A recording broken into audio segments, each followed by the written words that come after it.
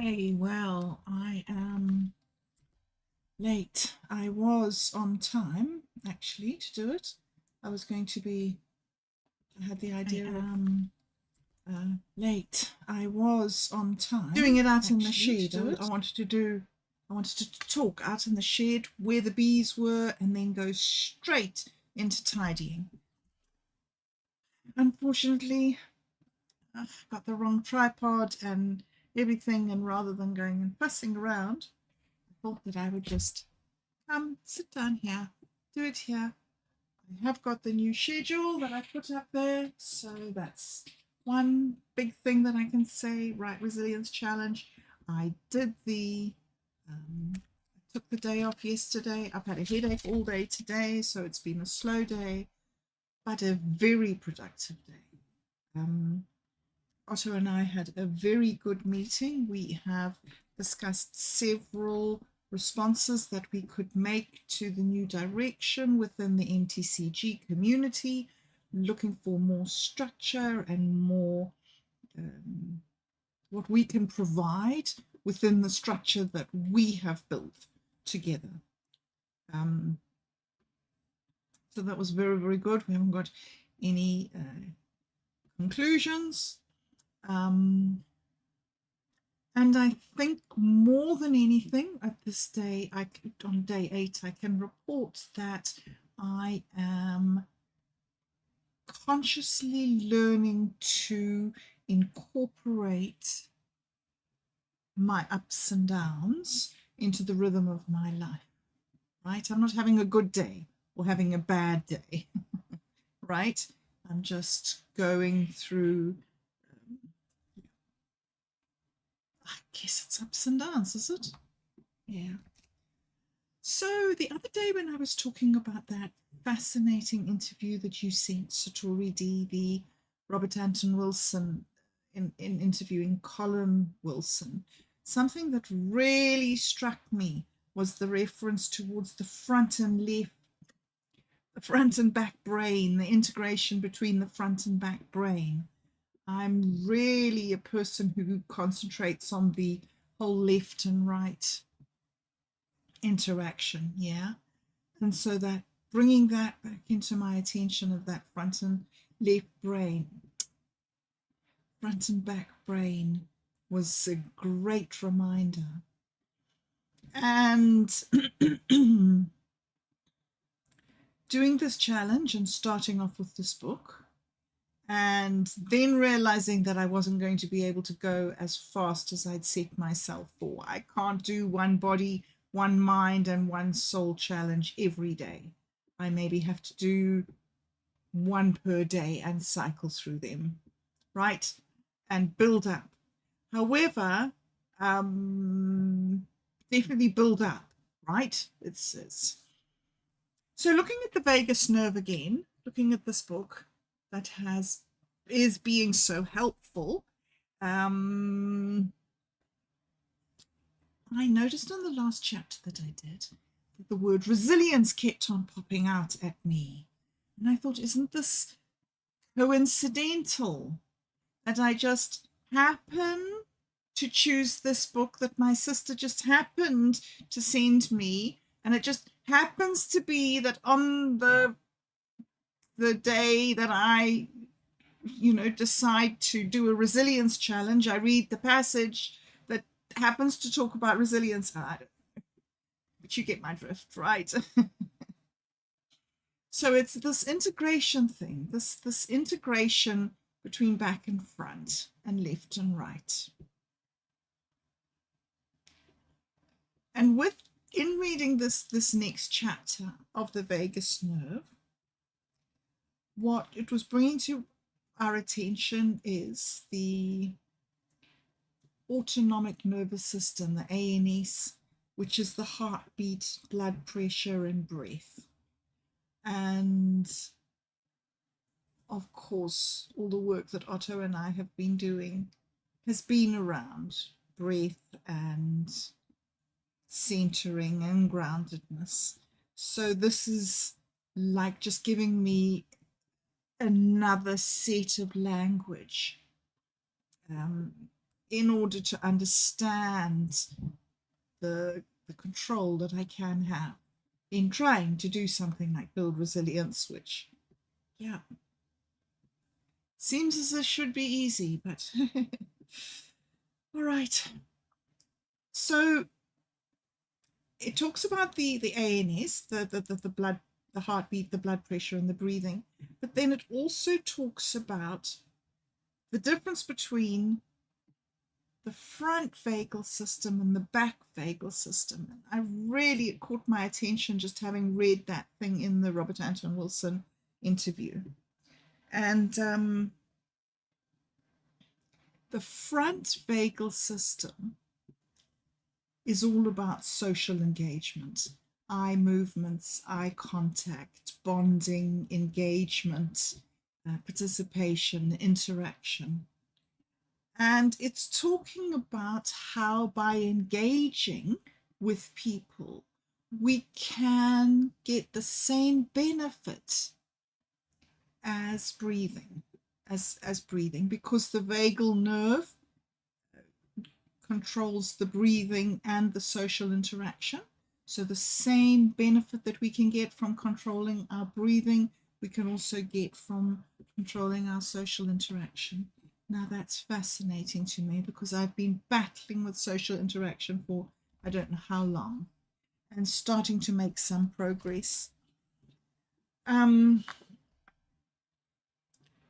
yeah, really finding this very interesting exploration to look at this, and wanted to just read this. She talks about how your mental health can be evaluated by the health of your vagal system, and how the health of your vagal system can be evaluated by the pauses between your heartbeats, which is fascinating because coming back again to Satori D and the work that he has been doing with prompt sculpting and building personalities and building this AI assistant, you know, sort of, yeah, I don't know if you call assistant, but doing all of this, yes, he's talked about how he's tried to explain to the LLMs his reasoning by using words like the 1 and the 0. And he says when you are following all the directives that you've been given by your developers, that's all the 1. But I'm asking you to step out of that attitude of 1 and step into the attitude of 0.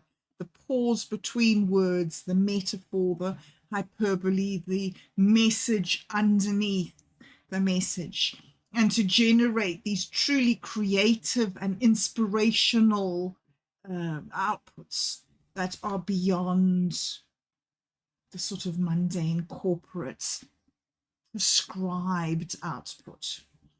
Anyway, so I just find it fascinating because here again in this book is the talk about a pause between, and this pause between heartbeats is what measures or indicates the health of your vagal system, which is just all these wonderful synchronicities and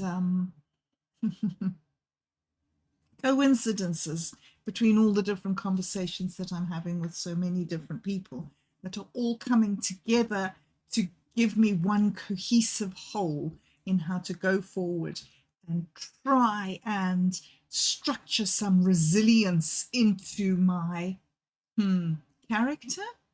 Yeah, do you say?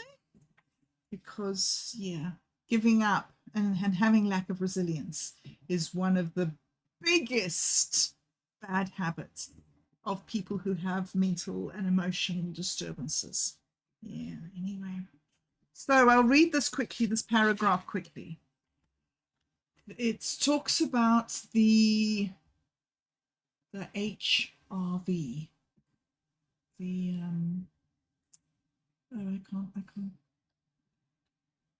heartbeat variability rate or something. So your heart rate varies depending on the demands of your body and other factors like your breathing patterns. Your HRV can also be impacted by things like medication, as well as your age. But your remarkable body has evolved over time with incredible adaptations. Your HRV is reflective of how well and how quickly your body can adjust to changing circumstances. How well and how quickly your body can adjust to changing circumstances and stresses. High HRV generally means that your body is highly adaptive to many different changes and experiences. Usually, individuals with high HRV are more resilient to stressful experiences and also report a greater sense of well-being. Now, this is interesting because it means that, yes, we need to be calm and centered and grounded, but we also need to be focused and concentrated and adaptable.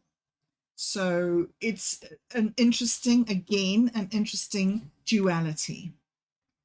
In general, lower HRV can be a sign of a less resilient nervous system, a lower capacity to handle situations, and an indicator of future health issues. So not just the issues that we're having now, but it's going to get worse in future. And the overall, the less time that we have between each heartbeat, the less of an opportunity there is for variability in our heart rate. So we need a certain amount of stress to drive ourselves forward, to be resilient. There is a place where there is just too much gentleness, compassion, understanding, and taking it easy.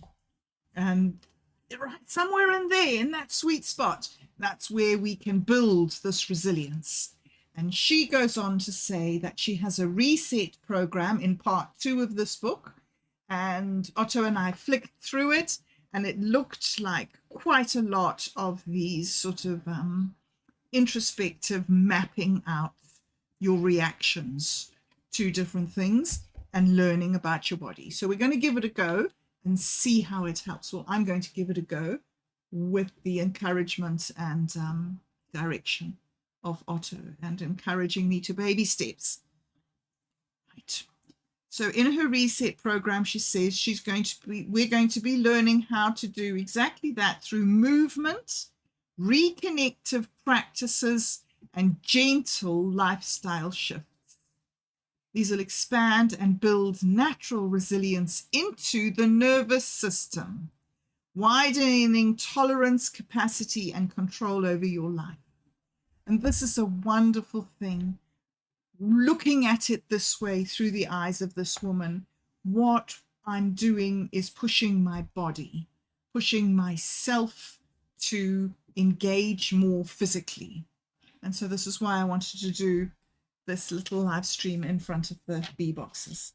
But instead of that, I'm going to get up right now and I'm going to take my camera and I'm going to go and work for half an hour, 3/4 of an hour with that and bring a little bit more order into my environment, push my body a bit forward. I'm not going to go and have a walk today because it's raining, but yes. So onward and upward, keeping on going. Really, really interesting what I'm learning with the vagus nerve, and really pleased that I'm doing it here so that we are going to be able to track and evaluate going forward if it's working and what bits are working more than others or whatever. Okay. Anyway, thank you very much for joining me again. Thank you for all your support and your direction. It is great. And oh yes, Bud's come to get me. Hey Bud, did you come to get me? Yes, he knows that it's time for me to get up and do things. All right, and then after dinner, I will spend some time back here doing some more images and maybe some of the audio for Dude, Where's My Wallet? So try and balance in the time for sitting and doing intellectual and focusing and mentally stimulating things and doing these activities. So yeah, thank you again. Thank you again. And I will be back in a couple of hours with the final show of the day, which is to review the next one of the Dude, Where's My Wallet? And then I'll be back again tomorrow. Have a lovely, lovely evening and a great day tomorrow. And I'll see you again then.